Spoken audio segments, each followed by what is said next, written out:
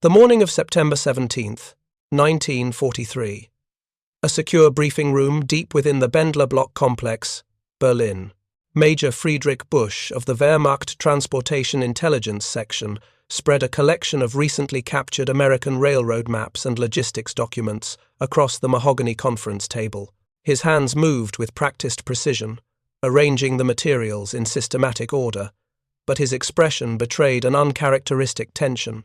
Across from him sat General Walter Warlimont, Deputy Chief of Operations Staff, and Colonel Hermann von Wedel from the Reich Transport Ministry.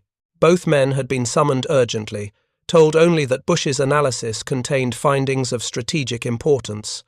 Neither was prepared for what they were about to learn. The documents appeared mundane at first glance. Standard American railway timetables, freight car allocation charts, locomotive deployment schedules, the kind of administrative paperwork that filled filing cabinets in every railroad office across the world. Yet these papers, captured from an American supply depot in Sicily just weeks earlier. If you're enjoying this deep dive into the story, hit the subscribe button and let us know in the comments from where in the world you are watching from today. Contained information that would fundamentally alter German understanding of their enemy's industrial capacity. Busch spoke quietly, his voice carrying the weight of mathematical certainty. Gentlemen, I have spent the past month verifying these figures through every independent source available to us. Intelligence reports from neutral observers in America, photographic reconnaissance of American rail yards, interrogations of captured railway personnel, analysis of shipping manifests. Every source confirms the same conclusion. He paused, meeting each man's eyes. The United States possesses approximately 40,000 to 50,000 operational locomotives on its domestic rail network. The number hung in the air like an accusation. General Warlimont's face remained impassive, but his fingers drummed once against the table. Colonel von Wedel leaned forward, studying the documents as if he might find an error that had eluded trained intelligence analysts. Germany, by comparison, operated approximately 14,000 locomotives across its entire rail network, including all occupied territories from France to the outskirts of Moscow. The disparity was not marginal. It represented a 3-to-1 advantage in a single category of transportation infrastructure, and this was just locomotives. The railroad cars, the track mileage, the switching yards, the repair facilities, all told the same story of overwhelming American material superiority. To understand why these numbers carried such devastating implications, one must first understand what German military planners believed about American industrial capacity in 1940. When the Wehrmacht conducted its pre-war strategic assessments, American railroad infrastructure was analyzed through the lens of European experience. German analysts knew America possessed an extensive rail network. The transcontinental railroads were famous. The industrial heartland's connectivity was acknowledged, but they fundamentally miscalculated the scale and efficiency of American railroad operations. German military doctrine, refined through decades of European warfare, emphasized the strategic importance of railroads. The Schlieffen Plan of 1914 had been built around railroad timetables. The invasion of Poland in 1939 succeeded partly through rapid rail deployment of forces.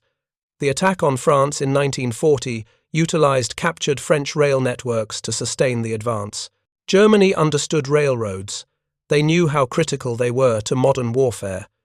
But this very expertise created blind spots in their analysis of American capabilities. German planners measured American railroad capacity through German standards of operation, German levels of efficiency, German assumptions about industrial organization. They looked at American railroad, companies as private, competing enterprises, and assumed this would create inefficiency. They noted American loading gauges varied between different railroad systems and concluded this would limit interoperability. They observed American railroads serving a continental nation with vast empty spaces and reasoned this would strain capacity during wartime mobilization. Every assumption seemed logical based on European experience. Every conclusion appeared supported by pre-war observation, and every assessment was catastrophically wrong because it failed to comprehend the fundamental differences between American and European railroad systems. The American railroad network in 1940 represented the culmination of nearly a century of industrial development across a continent rich in natural resources. The first transcontinental railroad had been completed in 1869. By 1900, America possessed over 190,000 miles of track. By 1916, this had peaked at over 254,000 miles, connecting every major city, industrial center, agricultural region, and port facility in the nation. German intelligence gathered accurate statistics about American railroad infrastructure. They knew the track mileage. They counted the major rail companies. They identified the industrial centers connected by rail, but they interpreted these facts through assumptions that led them astray. They saw private competition where they should have recognized systematic coordination. They observed geographic challenges where they should have noted logistical advantages. They measured capacity by European standards when American railroads operated on entirely different principles. The loading gauge issue exemplified this analytical failure. German analysts noted correctly that American railroads lacked the standardization of European systems. Different companies used slightly different track widths, car dimensions, and coupling systems. In European military planning, such variation would create serious logistical bottlenecks. Transferring freight between different systems required time-consuming reloading. Moving military equipment across borders involved complex coordination between national railroad authorities. But American railroads had solved these problems decades earlier through market-driven innovation. The standard gauge of 4 feet, 8.5 inches became nearly universal across major American railroads by the 1880s. Automatic couplers, standardized in 1893, allowed cars from any railroad to connect with any locomotive. Air brake systems, standardized even earlier, enabled safe operation of longer, heavier trains.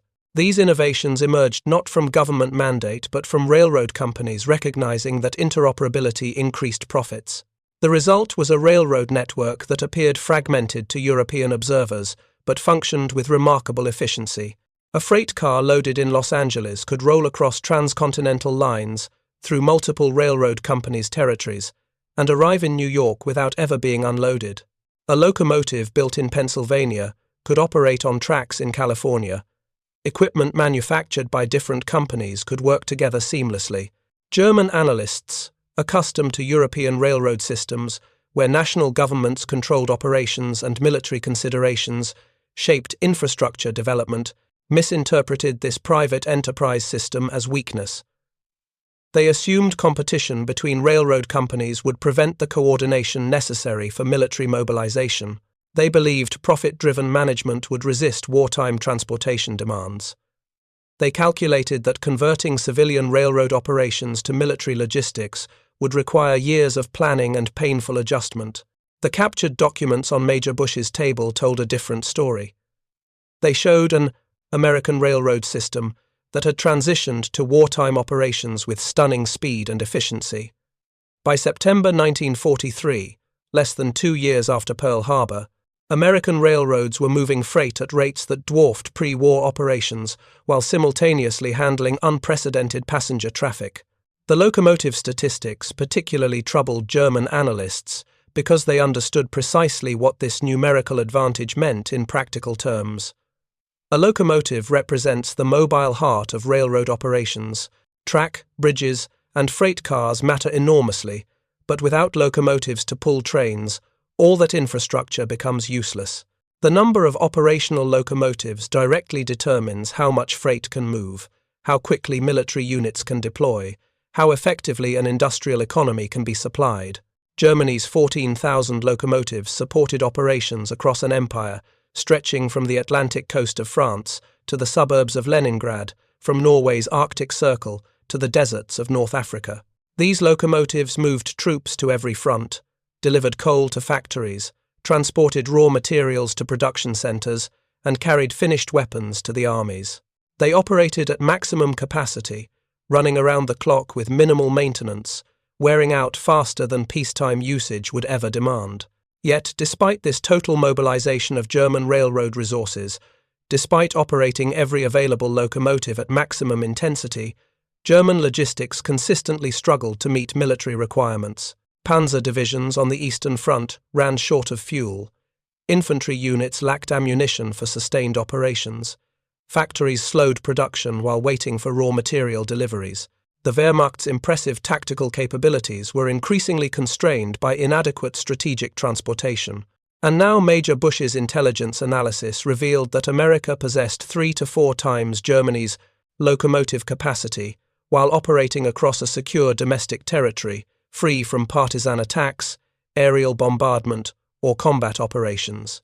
Those 40 to 50,000 American locomotives ran on tracks that were never sabotaged by resistance fighters, through rail yards that never suffered air raids, serviced in repair facilities that operated with peacetime efficiency and full spare parts availability. The strategic implications went far beyond simple numerical comparison. German military planners understood that modern industrial warfare was fundamentally a contest of logistics. Tactical brilliance could win battles, but strategic victory required the ability to concentrate force, sustain operations, and replace losses faster than the enemy. Railroads determined who could do this better. Consider a single American infantry division preparing for deployment overseas. The division comprised approximately 15,000 soldiers, plus their equipment, weapons, vehicles, ammunition, medical supplies, food, and personal gear. Moving this division from a training camp in Texas to an embarkation port in New York required railroad transportation.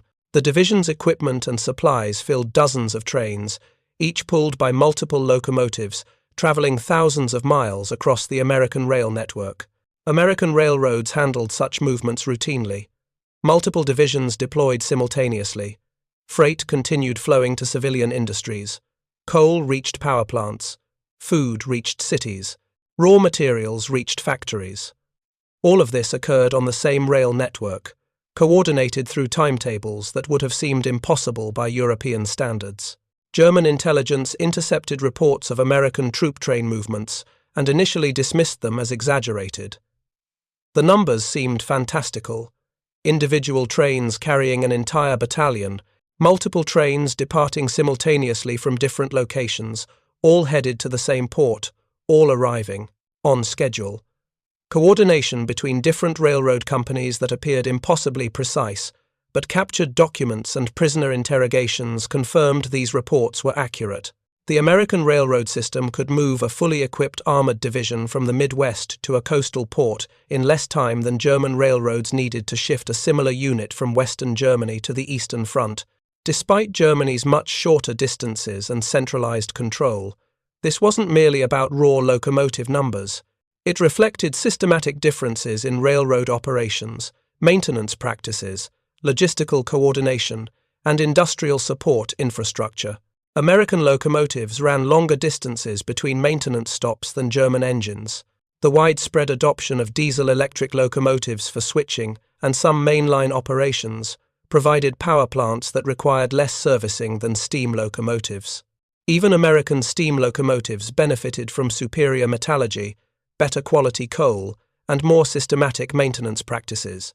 A typical American mainline locomotive could operate 12 to 14 hours daily with routine servicing, while German locomotives increasingly struggled to maintain operational availability as maintenance facilities became overwhelmed. The freight car situation mirrored the locomotive disparity. America operated over 1,700,000 freight cars in 1941. These cars varied in design, specialized for different cargoes, but standardized components allowed them to work together efficiently.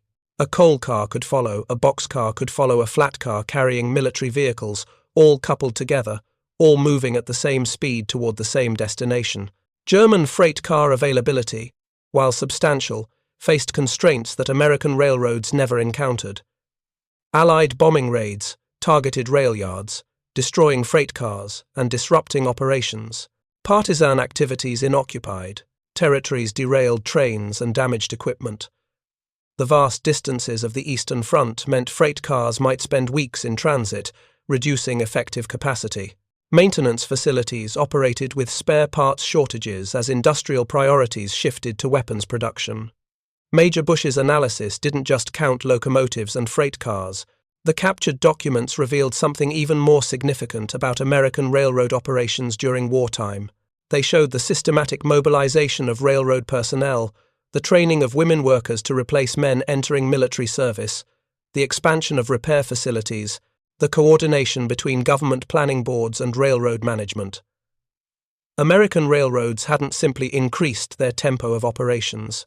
They had systematically reorganized for wartime efficiency while maintaining the peacetime infrastructure that made such efficiency possible.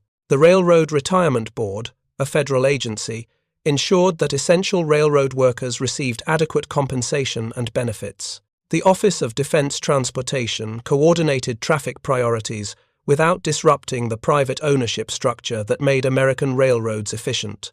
Labor unions cooperated with management in maintaining operations despite traditional adversarial relationships. Women entered railroad employment in unprecedented numbers, working as track maintenance crews, freight handlers, even locomotive mechanics. This mobilization occurred without nationalizing the railroads, without creating the kind of centralized government control that European military tradition considered essential for wartime railroad operations. American railroads remained privately owned, profit-seeking enterprises. Yet they coordinated their wartime operations with greater efficiency than any government-controlled European railroad system could match. German observers found this paradoxical. How could private companies competing for commercial advantage suddenly cooperate so effectively? How could profit-driven management subordinate commercial interests to military priorities? How could a system that appeared anarchic by European standards outperform the ordered, centralized structures that German military theory considered optimal? The answer revealed fundamental misunderstandings about how American industry functioned. German military planners, educated in traditions where state authority directed economic activity, could not comprehend voluntary coordination driven by shared national purpose and economic self-interest. American railroad executives understood that winning the war was good for business. A victorious America would generate enormous freight traffic for decades. Railroad companies that distinguished themselves through wartime service would benefit from public goodwill and commercial opportunities. Moreover, American railroad operations had always required coordination between competing companies. A freight shipment from Chicago to Los Angeles might travel over tracks owned by 6 different railroad companies. Each company needed the others to function. This created informal coordination mechanisms refined over decades of commercial operations. The Association of American Railroads served as a forum where executives from competing companies resolved operational conflicts, shared technical information, and coordinated industry-wide initiatives. When war came, these existing coordination mechanisms simply expanded their scope. The same railroad executives who had spent peacetime coordinating freight schedules now coordinated military transportation. The same dispatchers who managed commercial traffic now integrated troop trains into regular operations. The same repair facilities that maintained civilian locomotives now serviced military equipment. The transformation from peacetime to wartime operations occurred seamlessly because the underlying organizational structures remained unchanged. The Pennsylvania Railroad exemplified this capability. America's largest railroad by virtually every measure, the Pennsylvania operated over 10,000 route miles of track connecting major industrial centers from New York to St. Louis. During peacetime, the Pennsylvania moved coal from Appalachian mines to eastern factories, manufactured goods from industrial centers to ports, and passengers between cities across its network. When war mobilization began, the Pennsylvania simply increased the scale of operations it had conducted for decades. Its massive Altoona shops, which normally maintained the railroad's locomotive fleet, expanded to repair military equipment and build railroad materiel for overseas deployment. Its extensive freight car roster accommodated military shipments while continuing commercial service. Its passenger operations absorbed troop movements while maintaining civilian schedules. The railroad's 1943 annual report documented moving over 400 million tons of freight and 360 million passengers, both record totals, with on-time performance that exceeded pre-war standards. German intelligence analysts studying these figures found them difficult to accept. How could a single railroad company move such enormous volumes while maintaining service quality? The tonnage figures alone exceeded the total freight moved by some European national railroad systems. Yet the Pennsylvania was just one of numerous major American railroads, all performing comparable feats. The Santa Fe Railway demonstrated American railroad capabilities from a different perspective, operating primarily in the western United States. If you find this story engaging, please take a moment to subscribe and enable notifications. It helps us continue producing in-depth content like this. The Santa Fe's transcontinental route connected Chicago to California across vast distances through challenging terrain. Its main line crossed the Great Plains, climbed through mountain ranges, and traversed southwestern deserts. This geography demanded locomotives powerful enough to pull heavy trains over steep grades while maintaining speeds that met competitive passenger schedules. The Santa Fe met these demands through systematic investment in advanced steam locomotive designs. Its 484 Northern-class engines could pull passenger trains at 70 miles per hour across level terrain and maintain 50 miles per hour climbing mountain grades. Its 210-2 Santa Fe-class freight locomotives hauled massive tonnages upgrades that would have stopped lesser engines. And the railroad's early adoption of diesel-electric locomotives for passenger service demonstrated willingness to embrace new technology when performance justified investment. During wartime, these capabilities translated directly into military effectiveness. The Santa Fe's powerful locomotives could pull longer trains, reducing the number of train movements needed to move equivalent freight. Its efficient operations reduced transit times, enabling faster military deployments.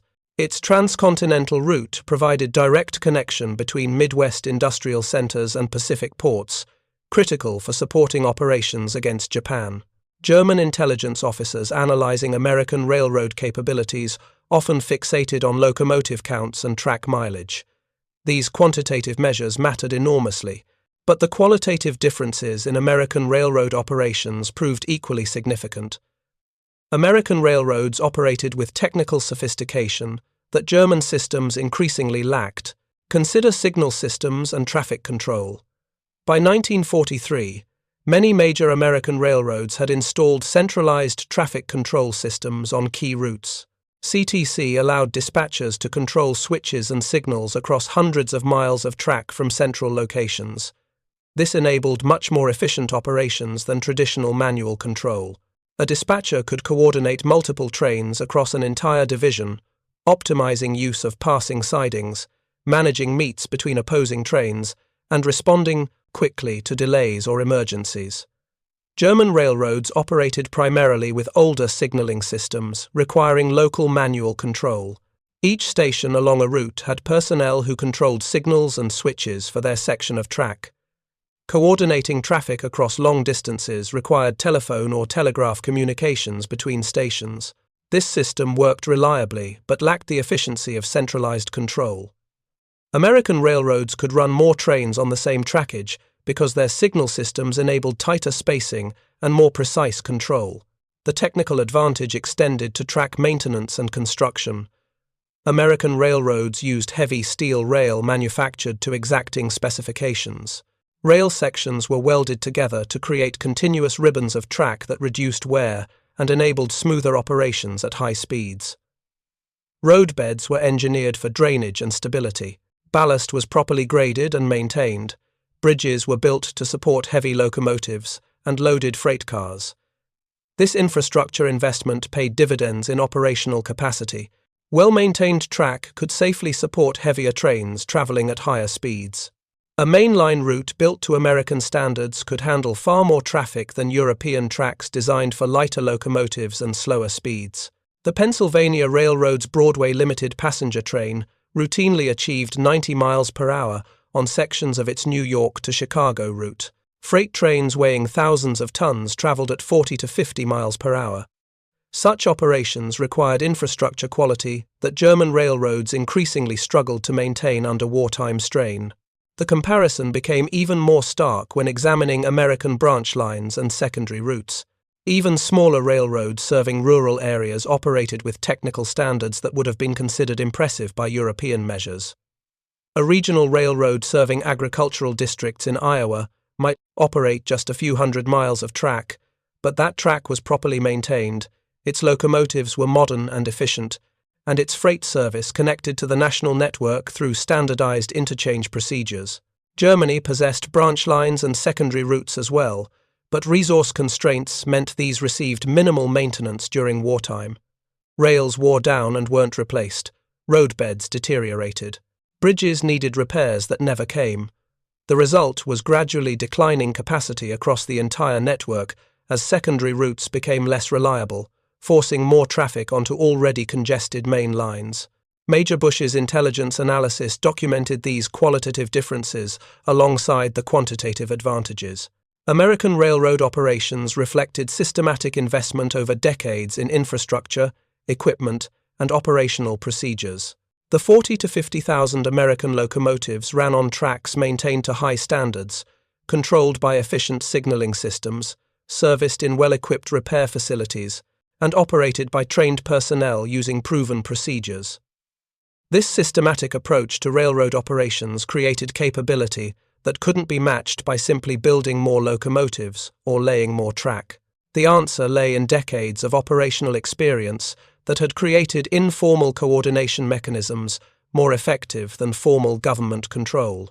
American railroad executives had spent their entire careers solving logistical puzzles: how to move freight efficiently across continental distances, how to coordinate traffic between multiple railroad companies, how to maintain service during seasonal demand fluctuations, how to maximize equipment utilization while minimizing operational costs. These same skills transferred seamlessly to wartime operations. Railroad executives accustomed to coordinating civilian freight movements could coordinate military logistics with minimal adjustment. Dispatchers experienced in managing complex traffic flows could handle troop train movements. Maintenance supervisors, skilled at keeping equipment operational with tight budgets, could do the same with wartime resource constraints. Moreover, American railroads possessed something German railroads lacked in 1943: complete freedom from enemy action. No Allied bombers struck American rail yards. No partisan fighters derailed American freight trains. No advancing enemy armies disrupted American railroad operations. The entire American rail network operated as it had in peacetime, with full access to repair facilities, spare parts, skilled workers, and strategic planning horizons that extended years into the future.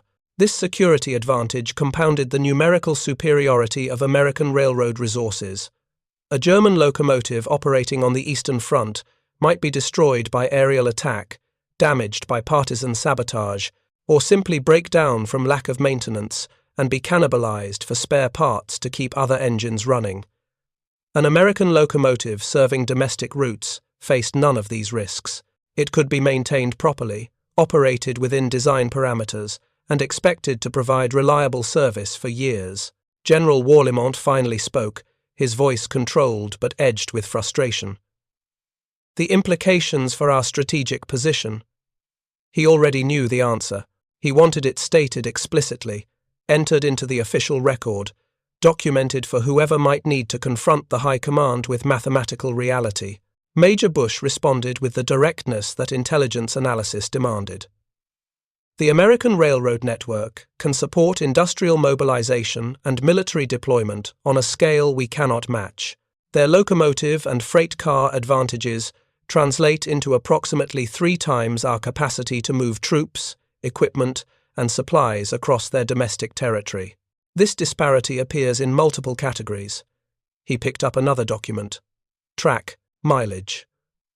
The United States operates roughly 230,000 miles of railroad track. Germany and occupied territories combined have approximately 120,000 miles. Again, approximately a 2-to-1 advantage. But consider the qualitative differences. American trackage serves an industrial base operating at full capacity with secure supply lines.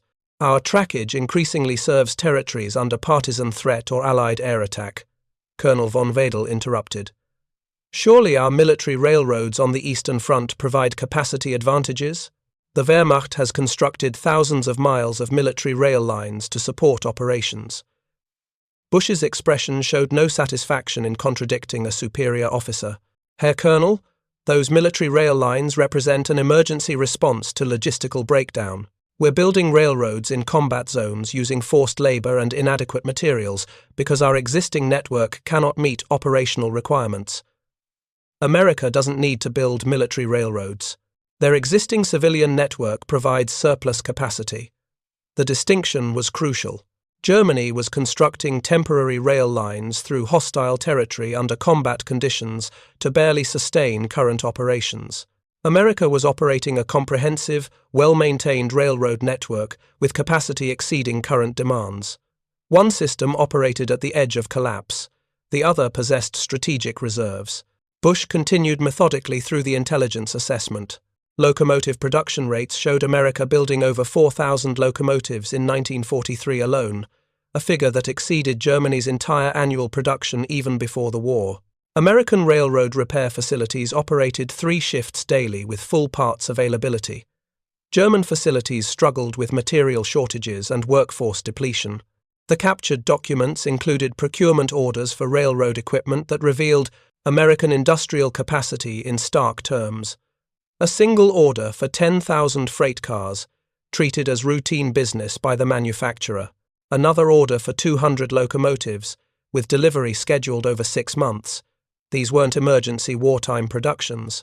They represented normal American railroad industry operations, scaled up slightly for wartime demands but not fundamentally different from peacetime manufacturing. German railroad equipment production occurred in a completely different context. Every locomotive ordered required high command approval. Every freight car manufactured competed for steel needed by tank factories. Every railroad bridge constructed consumed engineering resources needed for fortifications.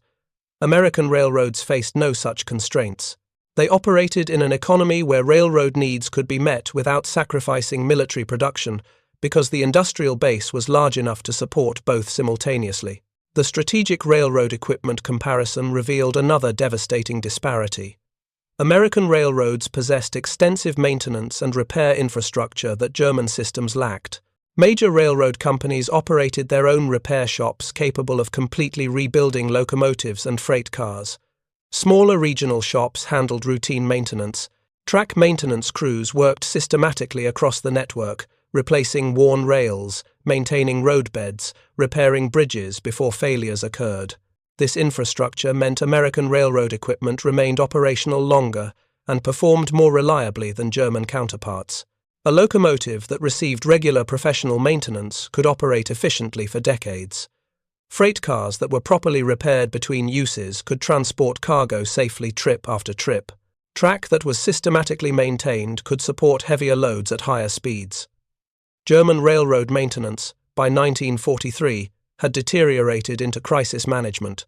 Facilities operated with skeleton crews as workers transferred to military service or weapons production.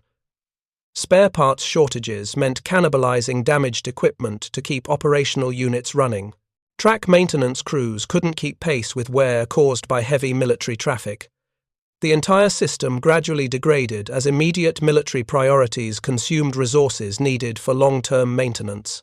Major Busch presented photographic evidence acquired through intelligence networks in neutral countries. Images of American rail yards showed rows of locomotives in good condition, freight cars properly maintained, facilities operating efficiently.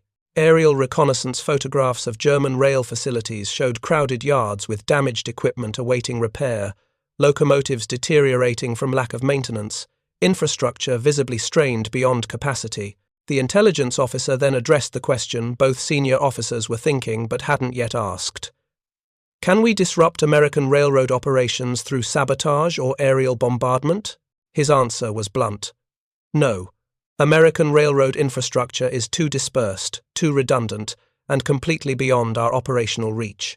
Even if we possessed the long-range bomber capability to strike American targets, which we do not, the redundancy of their railroad network makes targeted attacks ineffective. Germany had learned this lesson through bitter experience. Allied bombing campaigns against German rail networks inflicted serious damage, but couldn't completely halt operations. Railroad infrastructure proved remarkably resilient. Damaged tracks could be repaired quickly. Destroyed bridges could be bypassed with temporary routes. Even heavily damaged rail yards could resume partial operations within days. and Germany's railroad network, though extensive, was far more concentrated than America's continental system.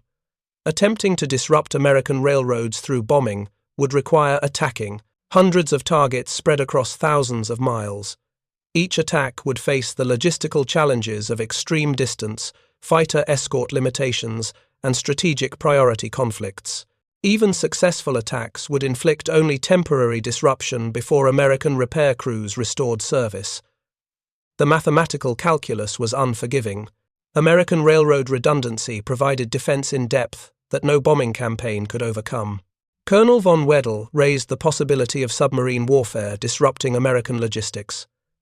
If we cannot strike their railroads directly, can we attack the coastal shipping that complements their rail network? The suggestion reflected desperate searching for some means of leveling the disparity. Busch's response drew on naval intelligence assessments. American coastal shipping does supplement their railroads, particularly for bulk commodities like coal and petroleum products, but their railroad network possesses sufficient capacity to compensate for complete loss of coastal shipping if necessary. Moreover, American shipbuilding capacity is producing new vessels faster than our submarines sink them. The strategic tonnage balance favors America increasingly. This brought the conversation to its inevitable conclusion.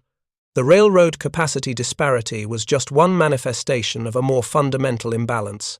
American industrial capacity exceeded Germany's across virtually every category: steel production, aluminum manufacturing, petroleum refining, electric power generation, chemical production, agricultural output. All showed American advantages ranging from 2 to 1 to 5 to 1 or greater. These material advantages translated directly into military capacity. More steel meant more tanks, ships, and artillery. More aluminum meant more aircraft. More petroleum meant more fuel for operations. More railroad capacity meant more efficient logistics supporting all these efforts. The cumulative effect was a military-industrial system that could sustain combat operations indefinitely, while American industrial capacity continued growing. General Warlimont stood, gathering the documents with deliberate movements. His expression revealed nothing of his thoughts, but his questions showed a mind already calculating strategic implications. This analysis will be forwarded to OKW with your assessment that American railroad infrastructure provides logistical support for military operations, exceeding our capacity by a factor of 3 to 1 minimum. Yes, Herr General. Multiple independent sources confirm these figures. The American railroad advantage is comprehensive, secure, and growing. Their domestic rail network supports industrial mobilization we cannot match. Their ability to move troops and equipment domestically exceeds anything we can achieve across our much shorter European distances. And their railroad operations face no hostile action, while ours increasingly suffer from partisan attacks and Allied bombing.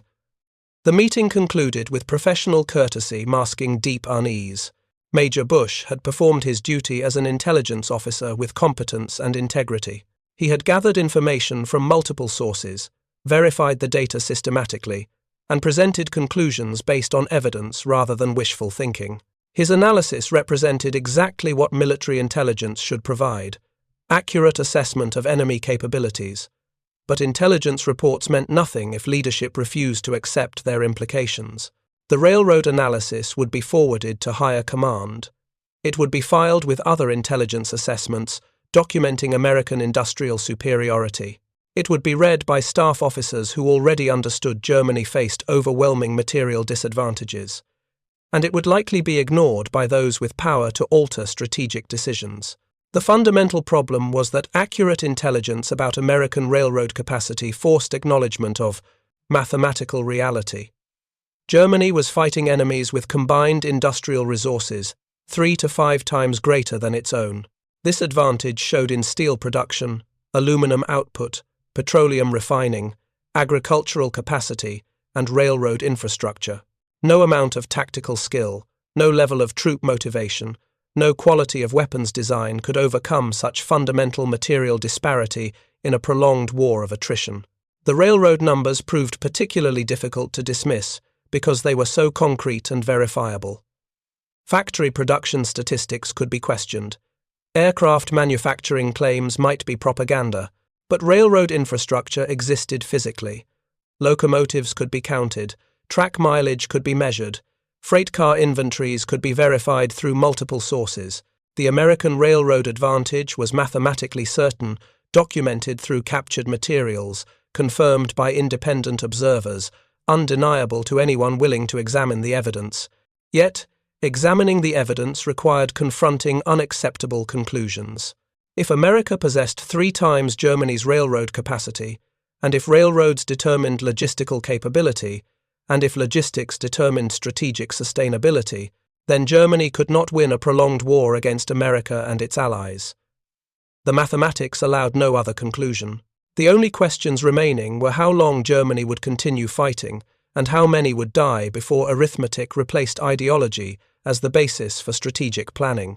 German military tradition emphasized willpower as the decisive factor in warfare.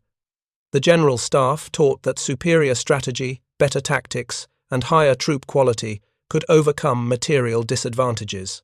1940s victories in France had reinforced these beliefs.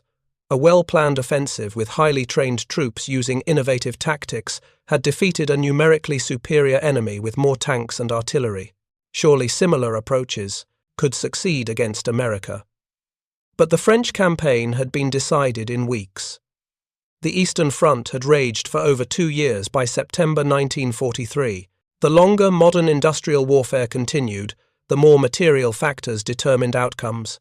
Tactical brilliance won battles, strategic industrial capacity won wars. Germany's tactical excellence was undisputed. Its strategic industrial position was mathematically hopeless against the combined Allied powers. The railroad intelligence made this clear through simple arithmetic.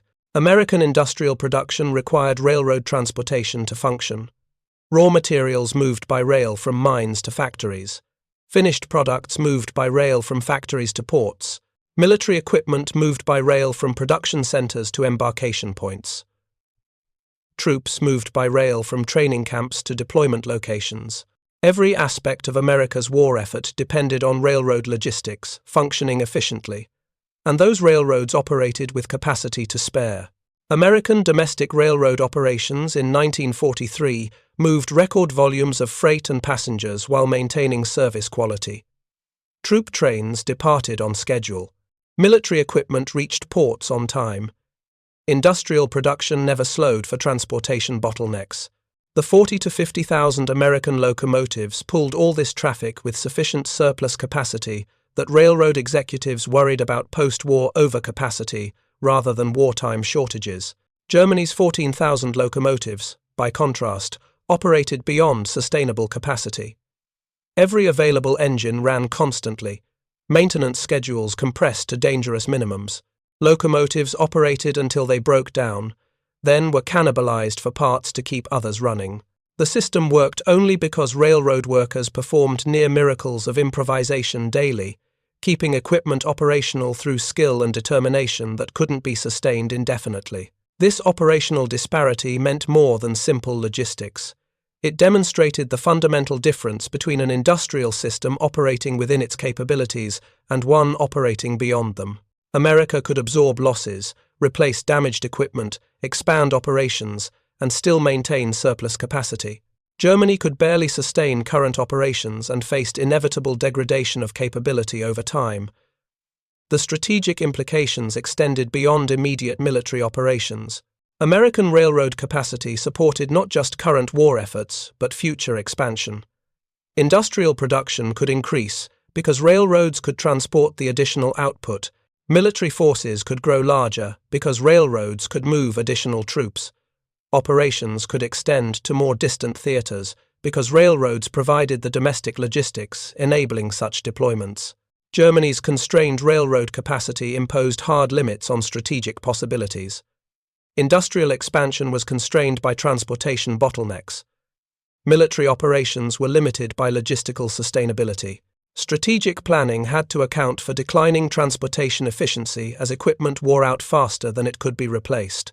Every German strategic option was bounded by material constraints that American planners never faced. The 40,000 to 50,000 American locomotives represented more than transportation equipment. They symbolized an industrial system operating at a scale that Germany could not comprehend during peace and could not match during war. Those locomotives pulled trains across a continent that enemy action never touched. They operated on tracks that partisans never sabotaged. They received maintenance in facilities that bombers never struck. They consumed fuel that shortages never constrained. Each American locomotive represented industrial capacity, logistical sophistication, and strategic security that Germany desperately lacked. Multiply that advantage across every category of military production and the cumulative effect became overwhelming. More locomotives meant more freight capacity, meant more industrial output, meant more weapons, meant more military capability. The advantage compounded at every level. By late 1943, thoughtful German officers understood these realities. Intelligence professionals like Major Busch documented them systematically. Staff officers calculated their implications precisely. But knowledge changed nothing because leadership refused to accept what the numbers proved. The war continued despite mathematical certainty of defeat because ideology trumped arithmetic in strategic decision-making. The tragedy was not that Germany lost. The tragedy was that the loss was predictable, documented, and presented to leadership 18 months before final defeat.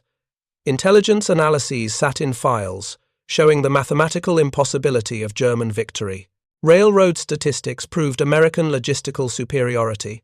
Production figures demonstrated overwhelming Allied industrial advantages. Every metric pointed to the same conclusion. Continued fighting would increase the scale of eventual defeat without changing the ultimate outcome. Yet, the fighting continued. Cities were destroyed. Populations were devastated.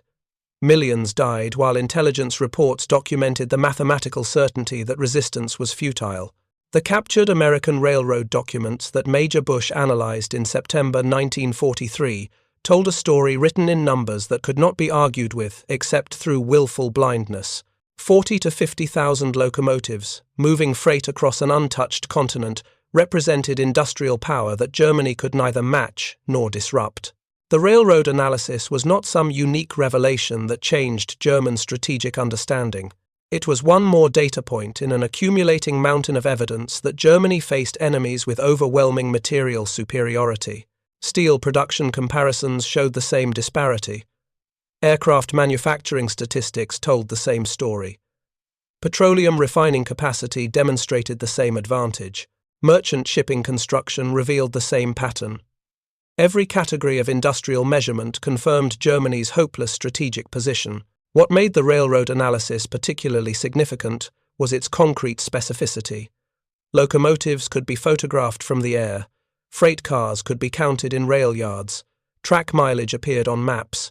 The American railroad advantage was visible, measurable, verifiable, and impossible to dismiss as propaganda or deception.